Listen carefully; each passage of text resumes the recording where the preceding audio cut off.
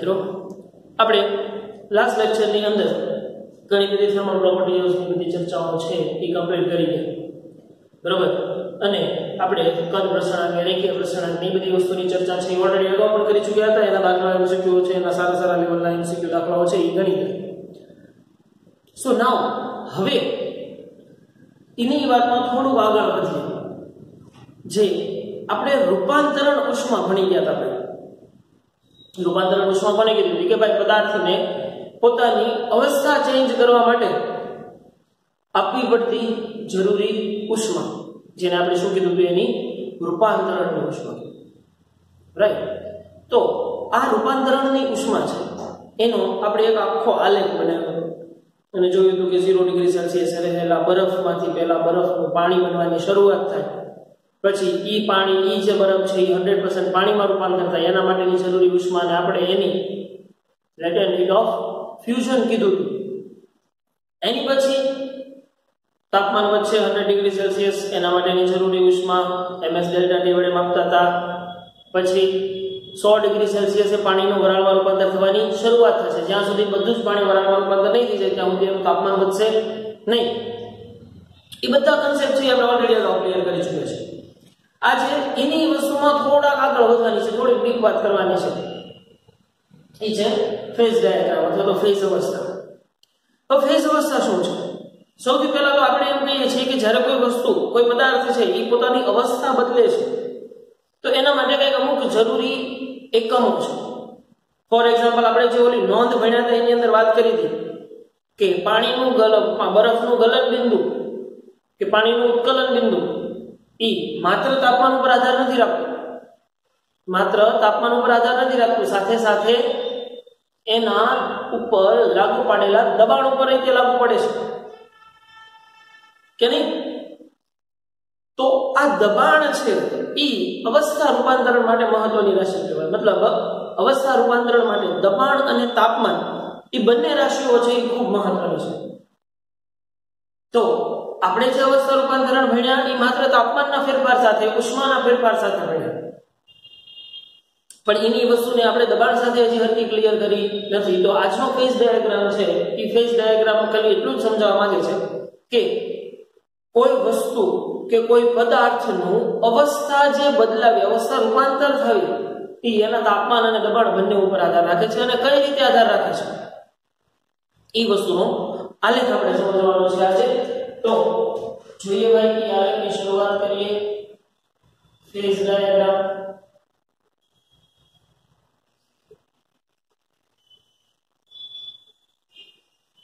બરાબર, ફેઝ ડાયાગ્રામની શરૂઆત કરીએ. હવે ફેઝ ડાયાગ્રામ એટલે કે પદાર્થની અવસ્થાઓનું રૂપાંતરણ દર્શાવતો દબાણ P વિરુદ્ધ તાપમાન T નો આલેખ. ફેઝ ડાયાગ્રામની વ્યાખ્યા આપી હોય તો એવો અપાય કે પદાર્થની અવસ્થા રૂપાંતરણ દર્શાવતો દબાણ P વિરુદ્ધ તાપમાન T ના આલેખને તે પદાર્થનો ફેઝ ડાયાગ્રામ કહેવામાં આવે છે. દરેક પદાર્થના ફેઝ ડાયાગ્રામ છે જુદા જુદા છે. કેમ કે દરેક પદાર્થમાં ગલન બિંદુ, ઉત્કલન બિંદુ છે એ તાપમાન અને દબાણ સાથે જુદા જુદા હોવાના, બરોબર. તો દરેક વખતે દરેક પદાર્થ માટે એક સરખો આલેખ મળે એવું જરૂરી છે નહીં. દરેક વખતે કંઈક જુદું જુદું મળે. કોઈ પદાર્થ કાર્બન ડાયોક્સાઇડ લેવો તો એના માટે અલગ મળે, પાણી અલગ મળે, હાઇડ્રોજન અલગ મળે. કેમ કે આપણને ખબર છે કે પદાર્થની જાત ચેન્જ થશે તો એના ગલન બિંદુ, ઉત્કલન બિંદુ એ બધા ચેન્જ થવાના છે. તો ગલન બિંદુ, ઉત્કલન બિંદુઓ ચેન્જ થાય તો દબાણની અસરના આધારે એના આલેખો પણ ચેન્જ થાય. મતલબ એ આલેખનો શેપ જે છે એ એક સરખો રહેશે નહીં, બરોબર. તો જોઈએ આપણે અહીંયા ફેઝ ડાયાગ્રામ એટલે હું ભાઈ પદાર્થની અવસ્થા રૂપાંતરણ માટે દબાણ વિરુદ્ધ તાપમાનના આલેખને તે પદાર્થનો ફેઝ ડાયાગ્રામ કહેવામાં આવે છે. કે મતલબ કે તે પદાર્થ ચેન્જ થશે તો ફેઝ ડાયાગ્રામ ચેન્જ થશે. તો ફેઝ ડાયાગ્રામ એટલે એવી વસ્તુ તો ખબર પડી કે આ આલેખ હશે કોઈ દબાણ વિરુદ્ધ તાપમાન હશે, બરાબર. દબાણ P અને તાપમાન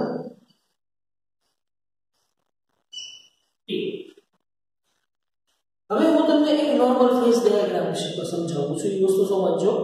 આ ફેઝ ડાયાગ્રામ છે ને ભાઈ, જો તમે આમ જોવા જાવ ને તો આ ફેઝ ડાયાગ્રામ છે ને એ પદાર્થની જાત અને પ્રાયોગિક વેલ્યુ ઉપરથી મળેલો છે, અને એ પ્રયોગની ડિસ્કશન છે એ ખૂબ જ વધારે પડતી ડીપમાં થઈ જશે, જેની ચર્ચા તમારા લેવલ કરતા બહુ વધારે પડતી અપ છે, એટલે એની ચર્ચા આપણે અત્યારે અહીંયા નહીં કરીએ, ડોન્ટ વરી અબાઉટ ઇટ. પણ આપણે ખાલી ફેઝ ડાયાગ્રામ દર્શાવવા શું માંગે છે ને એ વસ્તુ સમજી લઈએ કે ભાઈ જ્યારે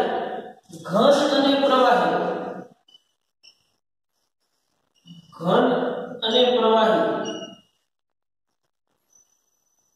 પછી પ્રવાહી અને વાયુ અને પછી વાયુ અને ઘન, આ બે અવસ્થાઓ છે એ એક સાથે સહઅસ્તિત્વ ધરાવતી હોય. મતલબ તમે સમજો એ વસ્તુની સિચ્યુએશન, જ્યારે બરફ હોય છે એને આપણે ઘણી વખત જોયું છે કે બરફ જ્યારે ફ્રીઝમાં હોય તો ફ્રીઝરમાંથી તરત બહાર કાઢીએ તો આપણે બરફમાંથી કંઈક ધુમાડા નીકળતા હોય એવું લાગે. એ ખરેખર શું હોય છે? જ્યારે બરફ બહારના વાતાવરણમાંથી કંઈક ઉષ્મા મેળવતો હોય ત્યારે. તો એ સમય કેવો છે? જો જ્યારે બરફ પીગળવાની શરૂઆત થાય છે 0 ડિગ્રી સેલ્સિયસ, એ સમય કેવો છે? એ સમયે એના એ બરફનું એની આસપાસ કંઈક પાણી પણ છે અને એનો બરફનો ટુકડો પણ છે. મતલબ 100% પીગળી પણ નથી ગયો અને 100% ઘન પણ નથી. મતલબ કે એ સમયે કઈ અવસ્થા? ઘન અને પ્રવાહી બંને એક સાથે સહઅસ્તિત્વ ધરાવે છે. કઈ અવસ્થા? ઘન અને પ્રવાહી બંને એક સાથે સહઅસ્તિત્વ ધરાવે છે, તો એને કંઈક નામ દેવામાં આવશે. એવી જ રીતે જ્યારે પ્રવાહી અને વાયુ સહઅસ્તિત્વમાં ધરાવે, મતલબ ફોર એક્ઝામ્પલ જ્યારે કોઈ ગરમ પાણીને તમે બોઇલ કરો છો તો એને વરાળ બને છે, તો જો 100% વરાળ નથી બની ગઈ અને એનું પાણી છે એ 100% પાણી સ્વરૂપમાં નથી બન્યું, તો એ સમયે કઈ પ્રવાહી અને વાયુ બંને સહઅસ્તિત્વ ધરાવે છે, તો એને કહેવામાં આવશે ઈ નામ આપવાનું છે આપણે. બરાબર? એ આપણે સબ્લિમેશન વક્રની બધાની ચર્ચા આપણે આગળ ડીપમાં કરી. પણ ટૂંકમાં કહેવાનો મતલબ હું કે જ્યારે દ્રવ્યની બે અવસ્થાઓ એક સાથે સહઅસ્તિત્વ ધરાવે ત્યારે કાંઈક ઈ રાશિઓના નામ આપવા પડશે, જેને આપણે એક 1 by 1 લેતા છીએ ત્યારે એક સાથે જોતા જઈએ. ચલો 1 by 1. તો ઘન અને પ્રવાહી જે ફેઝ ડાયાગ્રામ છે એ કંઈક આવી રીતનો તમને મળે.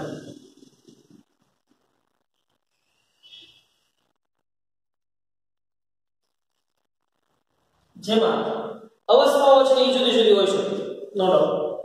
અમુક સમયે છે એ ઘન અવસ્થા, અમુક સમય છે એ પ્રવાહી અવસ્થા, એ બધી અવસ્થાઓ છે એ તમને વારંવાર અલગ અલગ રીતે જોવા મળી શકે. પણ કહેવાનો મતલબ અહીંયા શું છે કે તમને ફેઝ ડાયાગ્રામ આવવા મળે છે એટલે કોઈ વસ્તુ ગોખવાની નથી. જો ભાઈ એને શાંતિથી, નો ડાઉટ, ભલે આપણી પાસે પ્રેક્ટિકલ વેલ્યુ નથી પણ આપણે બહુ શાંતિથી સમજવાની વસ્તુ છે. ઓકે, તો જ્યારે દબાણ અને તાપમાનનું એવું મૂલ્ય, જ્યારે દબાણ અને તાપમાનનું મૂલ્ય આ રીતે આગળ વધે છે, મતલબ જો આ લગભગ બરાબર કેવો છે, આ અહીંયાથી તે માનો કે આને હું A બિંદુ નામ આપી દઉં. ચલો આને A બિંદુ નામ આપી દઉં, આના છેડાને B કહી દઉં અને આના છેડાને C કહી દઉં. ચલો ફોર એક્ઝામ્પલ નામ આપી.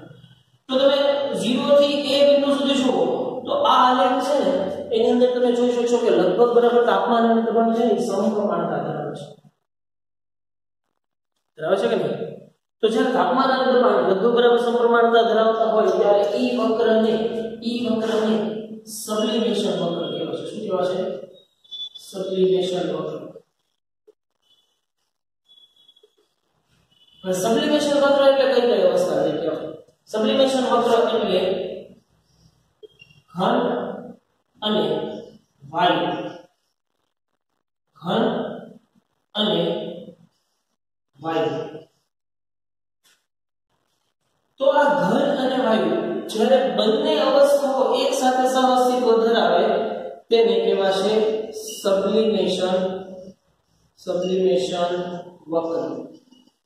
મતલબ કે તમારા દ્રવ્યની ઘન અવસ્થા અને વાયુ અવસ્થા જ્યારે દબાણ અને તાપમાનના જે મૂલ્યએ સહઅસ્તિત્વ ધરાવે એને કહેવાશે એનું સબ્લિમેશન વક્ર. સબ્લિમેશન વક્ર તમે યાદ કરો છો, ઘન અને વાયુ સહઅસ્તિત્વ ધરાવતા હોય, ઘન અને વાયુ, એનું તમે એક બેસ્ટ એક્ઝામ્પલ લઈ શકો કે ધુમાડો શું છે? ઘન અને વાયુનું મિશ્રણ છે કે ધુમાડાની અંદર શું છે રજકણો પણ છે અને વાયુ સ્વરૂપે છે એટલે એ ઉપર પણ જાય છે જો તો આનું એક્ઝામ્પલ તમે સબ્લિમેશનનું એક એક્ઝામ્પલ રાખવું હોય તો તમે એને આ કાઉન્સમાં લખી નાખો ધુમાડો અને ધુમાડો આપણને ખબર છે કે ધુમાડો છે જો ઓછા દબાણે તો સ્વાભાવિક છે ઓછું દબાણ એટલે નોર્મલ વાતાવરણ દબાણ જ છે તો એ નોર્મલ દબાણ એટલે નોર્મલ તાપમાન જો કેમ કે આ પહેલું વક્ર એવું છે કે જેમાં દબાણ અને તાપમાન ઓછું છે હવે જે આગળ જતો જશે દબાણ અને તાપમાન છે એ વધતા જવાના છે તો ઓછા તાપમાન અને ઓછા દબાણના ફેરફારે તમારી ઘન અને વાયુ અવસ્થા સહઅસ્તિત્વ ધરાવે છે જેને આપણે કેવું વક્ર કહીએ છીએ સબ્લિમેશન વક્ર કહીએ છીએ અને એનું બેસ્ટ એક્ઝામ્પલ તમારે કોર્સમાં લખવું છે તો લખી નાખો શું લખી નખાય ધુમાડો ધુમાડામાં શું હોય છે ભાઈ ઘન એટલે જે વસ્તુનો ધુમાડો છે એના કણો રજકણો અને વાયુના કણો પણ છે તો ઈ તાપમાન અને ઈ દબાણે ઘન અને વાયુ બંને એક સાથે સહઅસ્તિત્વ ધરાવે છે એટલે એ વક્રને કહેવાશે સબ્લિમેશન વક્ર અને પછી જુઓ તમે A થી B બિંદુ એટલે દબાણ અને તાપમાનની એવી વેલ્યુ કે જ્યારે આ અવસ્થા તો છે આ કેવી છે ઘન જ છે અને આ અવસ્થા છે ને એ પ્રવાહી છે તો જ્યારે ઘન અને પ્રવાહી એક સાથે સહઅસ્તિત્વ ધરાવે ને એને કહેવામાં આવશે ફ્યુઝન વક્ર શું કહેવામાં આવશે ફ્યુઝન વક્ર ઘન અને પ્રવાહી ફોર એક્ઝામ્પલ બરફનું પીગળવું કે પાણીનું જામવું બરફમાં રૂપાંતર થયું તો જ્યારે તમારું ઘન અને પ્રવાહી જ્યારે ઘન પ્લસ પ્રવાહી સહઅસ્તિત્વ ધરાવે ત્યારે જે વક્ર મળે છે એ વક્ર કયું કહેવાશે ફ્યુઝન વક્ર બરોબર અને એનું એક એક્ઝામ્પલ તમારે લેવું હોય તો એ એક્ઝામ્પલ આપણે લઈ લેવાય કે બરફનું પીગળવું બરોબર તો બરફ પીગળે છે એ દરમિયાન શું થાય છે બરફનું પીગળવું તો બરફના પીગળવા દરમિયાન ઈ સમયે શું થાય છે ભાઈ એ સમયે પદાર્થનું ઘન અવસ્થા અને પ્રવાહી અવસ્થા બંને એક સાથે અસ્તિત્વ ધરાવે છે તો દબાણ અને તાપમાનની એવી વેલ્યુ કે જ્યારે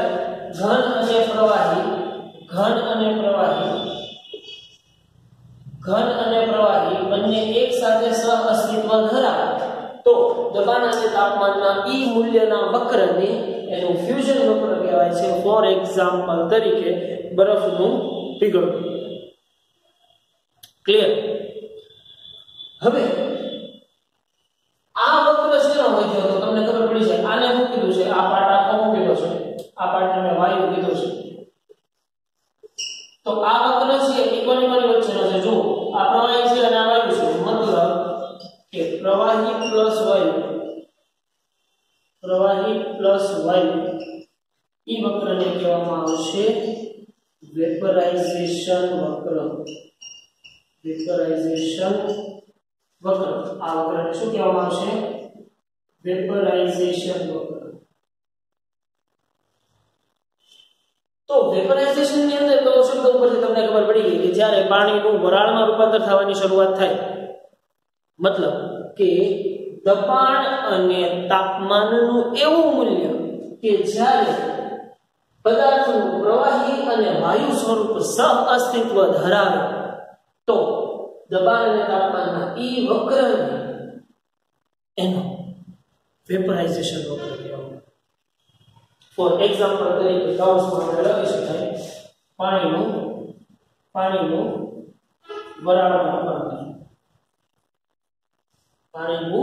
વરાળમાં રૂપાંતર જેને આપણે શેનો એક્ઝામ્પલ આપ્યો વેપરાઇઝેશન ક્લિયર ભાઈ તો આખો હવે તમને એમ થાય કે આ એક બિંદુ એવું છે જુઓ જોઈએ આ એ બિંદુ એક એવું છે કે અહીંયા ઘન અવસ્થા લાગુ પડે છે પ્રવાહી લાગુ પડે છે અને વાયુ લાગુ પડે છે મતલબ કે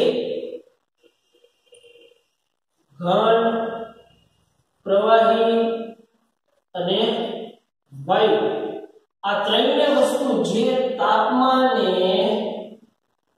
અને જે દબાણે જો કેમ કે આ બિંદુ એ તમે ખાસ ધ્યાન આપો અહીંયા એ બિંદુએ કોઈ એક દબાણની વેલ્યુ મળે છે અને એ જ બિંદુએ કોઈ તાપમાનની વેલ્યુ મળે છે, તો જે દબાણે અને જે તાપમાને એ પદાર્થની ઘન, પ્રવાહી અને વાયુ ત્રણેય અવસ્થા એક સાથે સહઅસ્તિત્વ ધરાવે તેને કહેવામાં આવશે ઈ પદાર્થનું ટ્રિપલ પોઈન્ટ.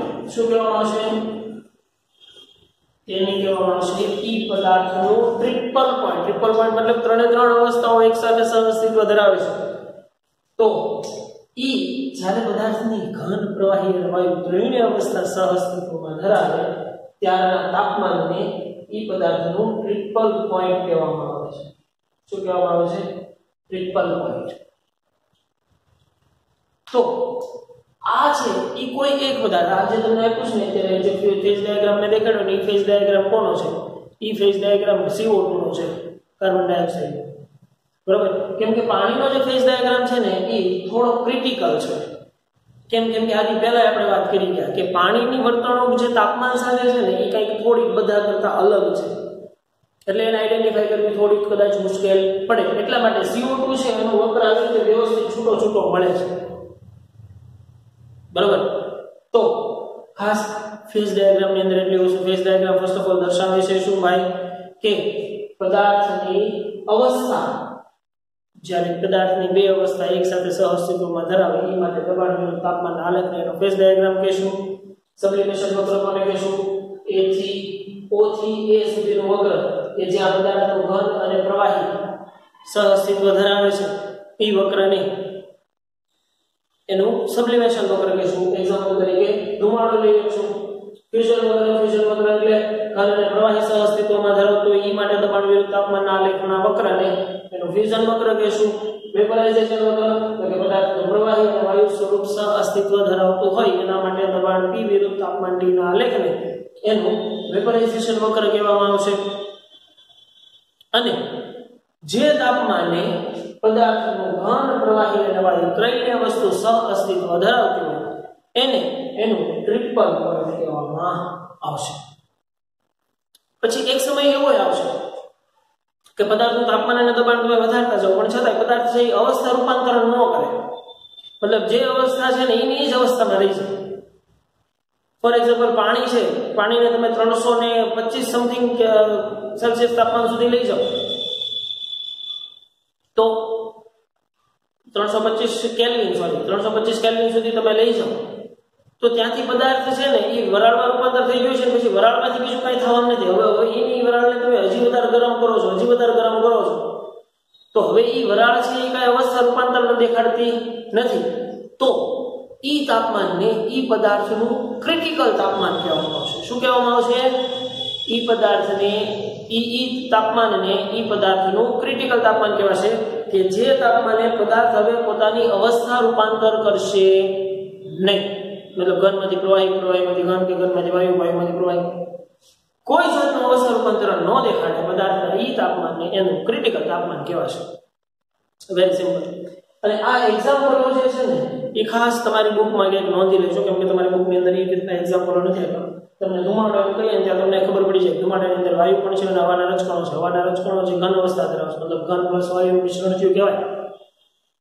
બરાબર? બાકી તો આવા ઘણા બધા ઘન પ્લસ વાયુ, ઘન પ્લસ પ્રવાહી, ઘન પ્લસ ઘન, પછી એવા બધા એ બધું તમે કેમિસ્ટ્રીની અંદર ભણશો પાછા વધારે ડીપની અંદર.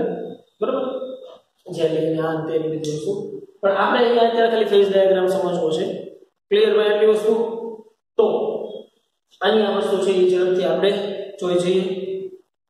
તો કે ભાઈ ફેઝ ડાયાગ્રામ દ્રવ્ય કયા સ્વરૂપમાં રહેશે તેનો આધાર દબાણ અને તાપમાન જેવા પરિબળો ઉપર છે. કેટલીક ખાસ પરિસ્થિતિઓમાં દ્રવ્યના 2 અથવા તો 3 સ્વરૂપો એક સાથે પણ સંતુલનમાં અસ્તિત્વ ધરાવે છે. કોઈ ખાસ પરિસ્થિતિ મતલબ કે કોઈ નિશ્ચિત દબાણ અને નિશ્ચિત તાપમાને અમુક પદાર્થના ઘન અને પ્રવાહી એવા બંને સ્વરૂપો છે એ સહઅસ્તિત્વ ધરાવતા હોય. તો દબાણ અને તાપમાનના જુદા જુદા મૂલ્યો માટે આપેલ દ્રવ્ય કેવું સ્વરૂપ ધરાવે છે તે દર્શાવતા દબાણ P વિરુદ્ધ તાપમાન T ના આલેખને તે દ્રવ્યનો ફેઝ ડાયાગ્રામ કહેવામાં આવે છે. દબાણ અને તાપમાનના જુદા જુદા મૂલ્ય માટે પદાર્થ કેવું સ્વરૂપ દર્શાવશે એ દર્શાવતા દબાણ P વિરુદ્ધ તાપમાન T ના આલેખને એનો ફેઝ ડાયાગ્રામ કહેવામાં આવશે. તો તો ફેઝ ડાયાગ્રામ કઈ રીતનો હશે? સૌથી પહેલું વક્ર કયું? સબ્લિમેશન વક્ર, જેમાં ઘન અને વાયુ સહ અસ્તિત્વ ધરાવતા હશે. બીજું વક્ર A થી B, જેને કહીએ ફ્યુઝન વક્ર, અને ત્રીજું કહીએ વેપરાઇઝેશન વક્ર. બરાબર? તો TA TR, કે જેને આપણે ક્રિટિકલ તાપમાન કહીશું, આગળ જતા વાત કરીએ નહીં.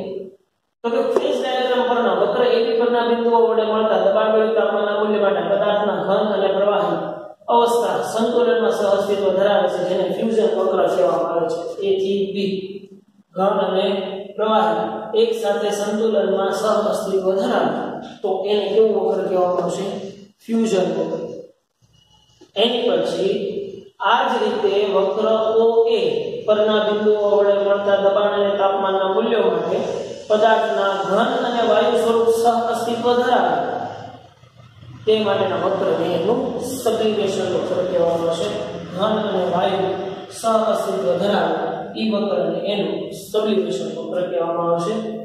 then વક્ર AC પરના બિંદુઓ વડે મળતા દબાણ વિરુદ્ધ તાપમાનના મૂલ્યો માટે પદાર્થના વાયુ અને પ્રવાહી અવસ્થા સ્વરૂપો સંતુલનમાં સહ અસ્તિત્વ ધરાવે માટે વક્ર AC ને એનું વેપરાઇઝેશન વક્ર કહેવામાં આવશે.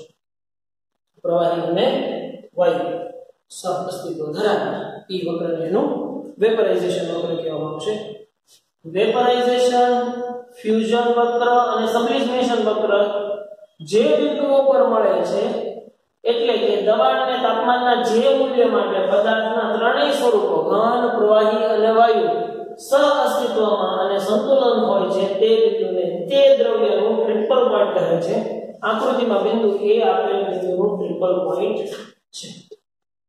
અહીંયા કઈ સ્વરૂપો?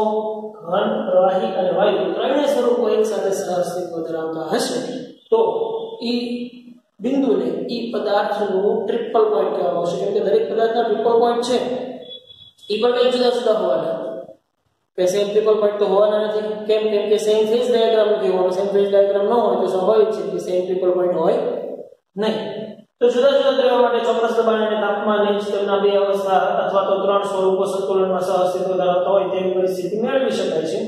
પાણીનું ટ્રિપલ પોઈન્ટ 0.006 વાતાવરણ દબાણે, મતલબ 610 પાસ્કલ, જેને આપણે એક વાતાવરણ દબાણ કહીએ છીએ, અને 273.16 કેલ્વિન તાપમાન, મતલબ એક વાતાવરણ એટલે એટલું થાય. તો આપણને ખબર છે ને, એક વાતાવરણ બરાબર 1.013 × 10⁵ પાસ્કલ. પાસ્કલ એટલે ન્યૂટન પર મીટર સ્ક્વેર. બરાબર ને? બધી રાશિઓ તો હવે તમે આઈ જાણો છો, બીજું ચેપ્ટર સારી રીતે ભણી ગયા છો. તો પાણીના ટ્રિપલ પોઈન્ટનો ઉપયોગ થર્મોમેટ્રીની સ્કેલની મદદથી નક્કી કરી શકાય. તો જો પાણી અને CO2 માટેના ફેઝ ડાયાગ્રામ છે. આ જે ફેઝ ડાયાગ્રામ છે ને એ પાણીનો છે. જો પાણીનું સબ્લિમેશન વક્ર છે એ ખૂબ નાનું છે. પછી જો ફ્યુઝન વક્ર છે એ ખૂબ મોટું છે. ફ્યુઝન વક્ર એટલે પાણીનું પીગળવું, બરફનું પીગળવું, કે બરફનું પાણીમાં રૂપાંતર, કે પાણીનું બરફમાં રૂપાંતર. અને વેપરાઇઝેશન વક્ર છે એના માટે જો દબાણનું મૂલ્ય ઓછું છે તો હાલશે, પણ તાપમાનનું મૂલ્ય વધુ હોવું જોઈએ. ક્લિયર કે નહીં? અને આ જે ફેઝ ડાયાગ્રામ છે એ કોનો છે? કાર્બન ડાયોક્સાઇડનો CO2. એટલા માટે આ આલેખ તમને ન સમજાવો કે ભાઈ આ આલેખ તમે સમજી જાઓ તો એની ઉપરથી તમને ખાલી એટલીસ્ટ ખ્યાલ આવી જાય કે અહીંયા જો ફ્યુઝન વક્ર માટે દબાણ ઓછું છે તો હાલશે, અને તાપમાન વધુ હોવું જોઈએ. એવી જ રીતે અહીંયા જુઓ, ફ્યુઝન માટે દબાણ ઓછું છે ને તોય હાલશે, પણ તાપમાન છે એ વધુ થવું જોઈએ. બરાબર? તો એ ફેરફારો જે છે એ પ્રાયોગિક વેલ્યુના આધારે મળેલા છે. આની અંદર જે તમને આંકડાઓ દર્શાવેલા છે એ આંકડાઓ પ્રાયોગિક વેલ્યુ વાળા છે. બરાબર? ઉપરાંત કોઈ પદાર્થ માટે તાપમાનનું એક એવું મૂલ્ય છે કે જે તાપમાન પછી તેનું અવસ્થા રૂપાંતરણ થઈ શકતું નથી. પદાર્થના તાપમાનના આ મૂલ્યને તેનું ક્રિટિકલ તાપમાન કહે છે. અને પાણીનું ક્રિટિકલ તાપમાન 374 છે. આપણે બોલવામાં ભૂલ થઈ ગઈ, 374.1 ડિગ્રી સેલ્સિયસ. કે ઈ તાપમાન પછી ગમે એટલું તાપમાન વધારશો તો પણ પાણી છે એ પોતાની અવસ્થા છે એ બદલશે નહીં. બરાબર? જેને એનું ક્રિટિકલ તાપમાન કહેવામાં આવશે. ક્લિયર ભાઈ? તો બે દાખલાઓ જે છે એ આપણે બહુ ઇમ્પોર્ટન્ટ છે અને જોઈ લેવાના છે. એ જોઈ લઈએ ભાઈ.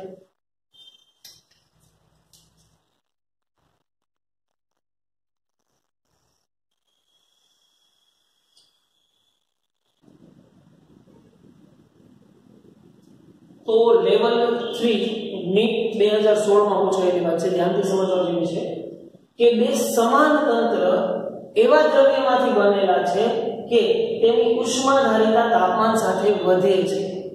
ઉષ્માધારિતા હીટિંગ કેપેસિટી Hc, તેનું એકનું તાપમાન 100 ડિગ્રી સેલ્સિયસ છે જ્યારે બીજાનું તાપમાન 0 ડિગ્રી સેલ્સિયસ છે.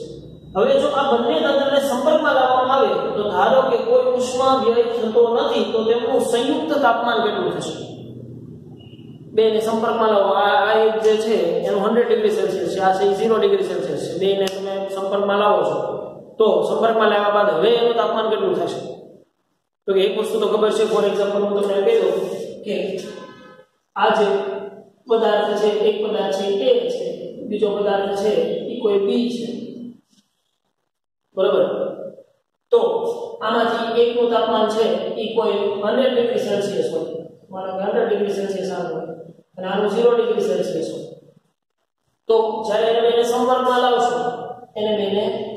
લાવશો તો શું થશે? ઉષ્માનો વ્યય ક્યાંથી થશે? A થી B તરફ આગળ વધશે, વધુથી ઓછા તરફ ઉષ્માનો વ્યય થશે. તો પહેલા હું એક વાત કરી લઉં તો કે heating capacity Hc is equal to આપણને ખ્યાલ હોવો જોઈએ કે Q બાય ડેલ્ટા T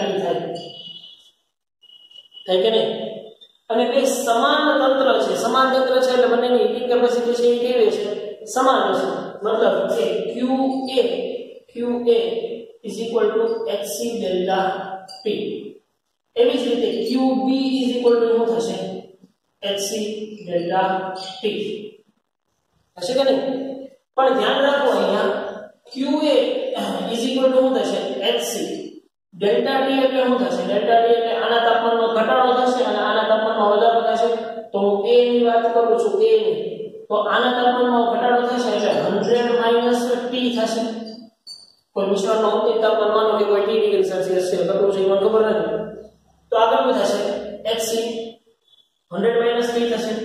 એવી જ રીતે QB ઇઝ ઇક્વલ ટુ શું થશે? QB is equal to Hc.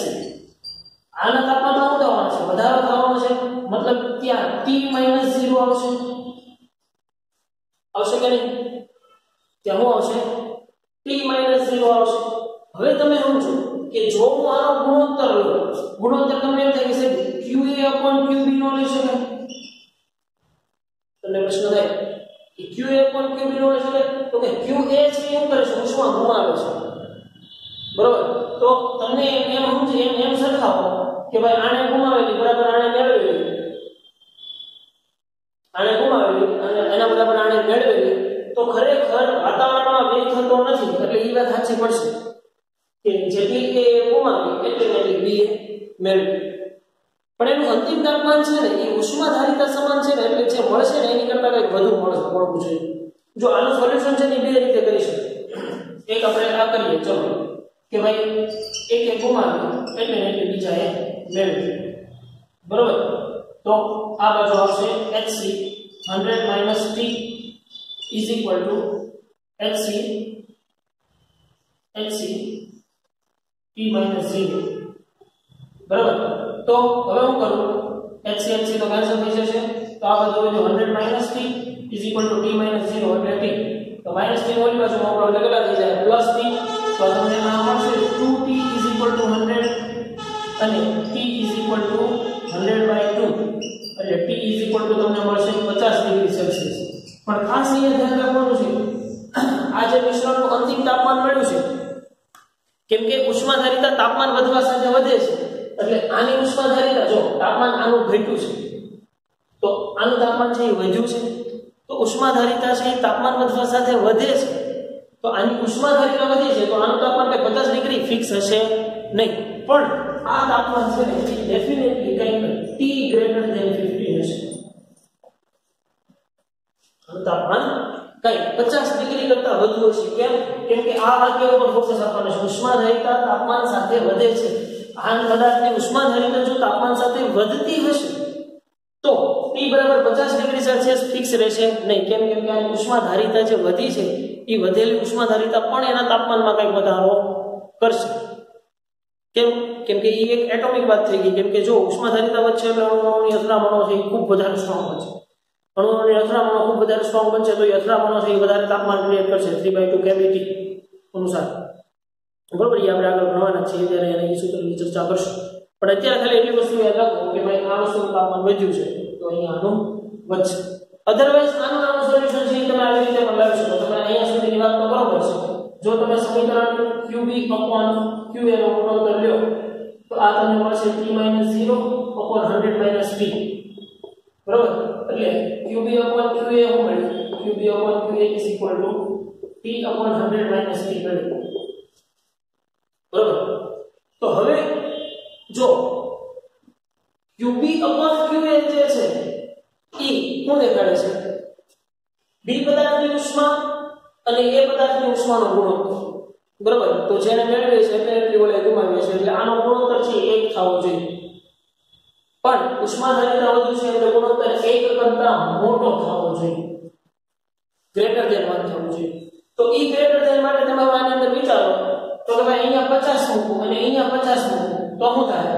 50 તો આ રહેશે ત્યારે 100 - 50 એટલે 50 ઉડી જાય તો 1 થઈ જાય. અને જો 50 કરતા ઓછી વેલ્યુ લો, મતલબ માનો અહીંયા 40 લો છો અહીંયા 40 લો છો તો 40/60 આવે. તો 40/60 એટલે કે લેસ ધેન 1 થઈ જાય. તો ડેફિનેટલી 50 મેળવી શકાય અને 50 થી નીચે મેળવી શકાય, કેમ કે આ વેલ્યુ જે છે QB/QA જે છે એ ગ્રેટર ધેન 1 થવું જોઈએ. જો સંજ્ઞા ઉપર ન જતા તમારામાં આને A કીધું છે આને B કીધું છે. બરોબર, આને A કીધું છે આને B કીધું છે, પણ એનો ગુણોત્તર તો પાછો ઉલટાઈ છે QA/QB છે. બરોબર, એટલે સંજ્ઞા ઉપર ન જતા. બરોબર, સંજ્ઞા આપણે જેમ આપી છે એમ આપો તો બુકમાં આપી છે પ્રમાણે જો આપણે વાત સરવાળા એની એક થશે.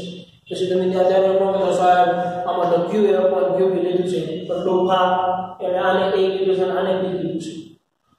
બરોબર, એટલે એ વસ્તુનું ધ્યાન રાખજો, એ વસ્તુ પેલી નહીં કરે તો ડેફિનેટલી તમારો T છે એ ગ્રેટર ધેન 50 રાખો તો જ તમને QB/QA ગ્રેટર ધેન 1 મળે. એ સિવાય તમને ગ્રેટર ધેન 1 મળશે નહીં. મેં કીધું એમ જેમ આના બે સોલ્યુશન તમે એક કરી શકો, આ પ્રમાણે પણ આગળ વધી શકો અને અહીંયાથી આ પ્રમાણે પણ આગળ વધી શકો. બરોબર, સારું એ તમારું, ખરાબ એ અમારું. બરોબર, તો તમારા આન્સર શું આવશે કે એ તંત્રનું સંયુક્ત તાપમાન છે એ 50 ડિગ્રી સેલ્સિયસ કરતા વધારે છે. ક્લિયર? ડન. વધીએ એનાથી આગળ છે. હવે આ જે MCQ છે ને ભાઈ, આ MCQ એની હું માત્ર તમને હિન્ટ આપું છું. કેમ કે ભાઈ આ રીતના ઘણા બધા દાખલાઓ જે છે એ આપણે ઓલરેડી અગાઉ કરી ચૂક્યા છે. બરોબર, ઓલરેડી અગાઉ કરી ચૂક્યા છે ઘણા બધા. આને ગુમાવી આને મેળવી તો કે 1 ગ્રામ વરાળને 1 ગ્રામ બરફ સાથે મિશ્ર કરવામાં આવે તો મિશ્રણનું પરિણામી તાપમાન.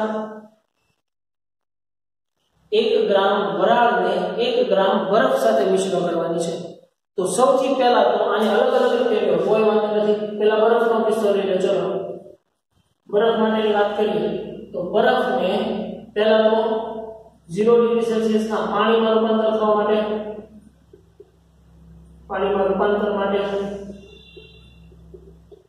તો કે ભાઈ પહેલા તો Q1 બરાબર જેટલી ml ઉષ્મા લેશે ને બરફમાંથી પાણીમાં રૂપાંતર થવાની શરૂઆત.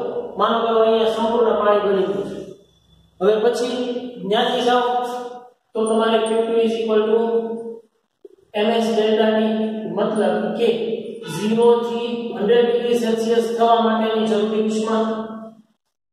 કેમ કે જો ભાઈ તમે ઓલો આલેખ જોયો છે ને તો તમને ખબર પડશે કે વરાળ પાસે 2256 કિલો જૂલ જેટલી ઉષ્મા છે અને 2256 કિલો જૂલ જેટલી ઉષ્મા એ તમારા 1 ગ્રામ બરફને તમે ઠેઠ વરાળ સુધી પહોંચાડશો ને ત્યાં સુધીમાં થતી એટલે તો Q2 એટલે મળે તો કુલ ઉષ્મા કેટલી છે? કુલ ઉષ્મા Q કેટલી હશે? Q1 Q2 જેટલી થાય. તો આ તો બરફે હું કરી બરફે મેળવી. હવે શું કરો? વરાળની વાત કરો તો વરાળ ગુમાવેલ ઉષ્મા કેટલી થાય? વરાળ ગુમાવેલ ઉષ્મા તો પહેલા વરાળ પાસે હશે એટલે Q બરાબર ml v જેટલી હશે.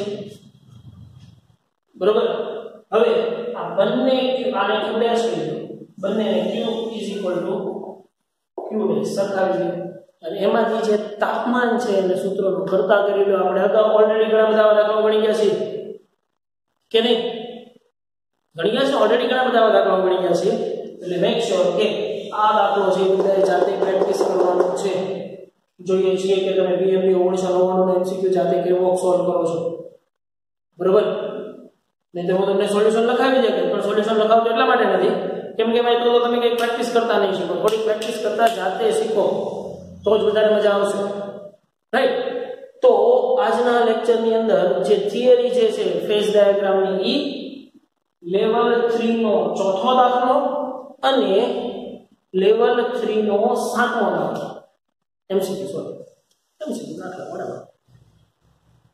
એટલી વસ્તુ હોમવર્કમાં વન ટાઈમ છે, બરોબર ભાઈ? ફેઝ ડાયાગ્રામ ખૂબ સારી રીતે સમજી લેવાનું છે. આ એક્ઝામ્પલો છે એ બધા લખી નાખવાના છે. સોલ્યુશન આનું વેગેબલ જે માં ઓલું જે લખેલું હતું એ તમને જે સારું લાગે તે રાખો અને આ દાખલો ફરજિયાત બધાએ જાતે પ્રેક્ટિસ કરવાનો છે બહુ સારી રીતે.